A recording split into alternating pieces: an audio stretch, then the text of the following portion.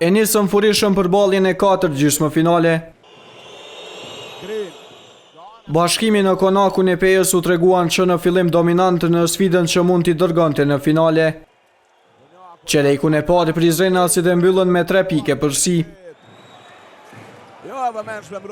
E në 10 minutëshin e dytë ndonë se pejanët shtuan përpjekjet maksimumit çka mund të bënin ishte të mos lejonin kundërshtarin të shkëputej shumë në rezultat.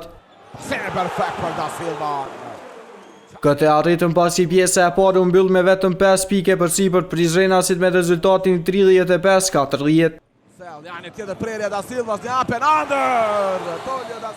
Ndeshja në formën e njëjtë vazhdoi edhe në pjesën e dytë ku për gjatë çerekut të tretë Bashkimi vijoi të udhëhiqte me 7 pike përsi me rezultatin 52-59. Më dramatik ishte 10 minutë i fundit. Pejanët tentuan deri në fund të përmbysnin rezultatin, por forma e mirë e basketbollistëve të Bashkimit Wendell Green dhe Javis McInnes nuk lejoi befasi.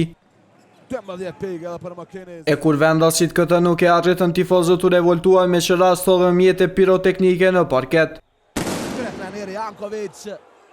Në këtë mënyrë salla u zbraz për të luajtur 8 sekondat e mbetur.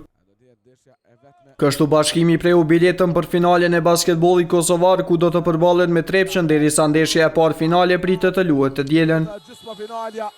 Për përcaktimin e fituesit do të luhen 7 seri finalesh. 78-84 ndeshja 4.